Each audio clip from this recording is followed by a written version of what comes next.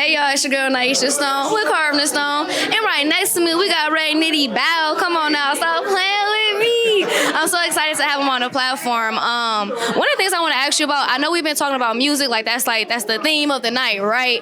But you have kind of stepped out of music. Like, what gave you the confidence to just like kind of go for other things, whether it is politics or just kind of stand up for your community?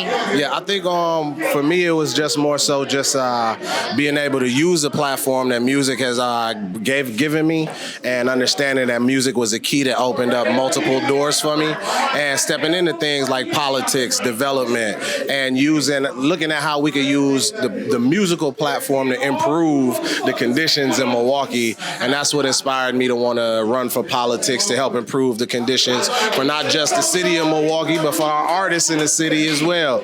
And looking at development and how we could create spaces, develop spaces for more affordable housing, but also places that will enrich our music scene as well, and make sure people have the tools and all the resources that they need to thrive.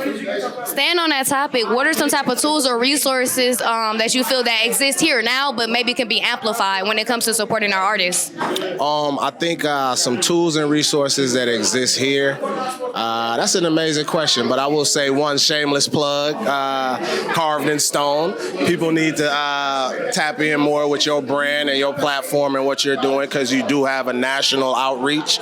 And I think a lot of times we don't look at what we have locally that has a national imprint. We kind of look nationally to try to magnify our local imprint. I would also say places like the Creative Corridor on 32nd and Center Street, where we got podcast rooms, studios, dance studios, media rooms, all types of different things to help people elevate their brands. And then just tapping in more. I think I love what the young generation is doing. They have really cultivated a real network, in my opinion, of the artists, the producers, the DJs, and everything. And just really seeing how we could give them more energy, more support, to be like, hey, just keep it going, y'all. Keep organizing, keep passing the knowledge down. So those are some of the resources. I think we are our greatest resource, in my opinion, that we're not tapping into. So we have all the resources we have here. They keep saying we don't have talent. It's just y'all not supporting the talent as much as you could be. My last question for you is, so the hit song Bow, like everybody know it, right? So how does it feel for you to literally, people still know your song? Like, you see how I be so geek, dude. So like, how does it feel for you to, like, when you were literally writing that song down, however, whatever mindset you were in, what were you thinking in that time? So like, did you think it was gonna pop off the way it did? Man, I think every artist, when they make a song, they be like, oh, this is gonna be the one, right? But then it really happens for you.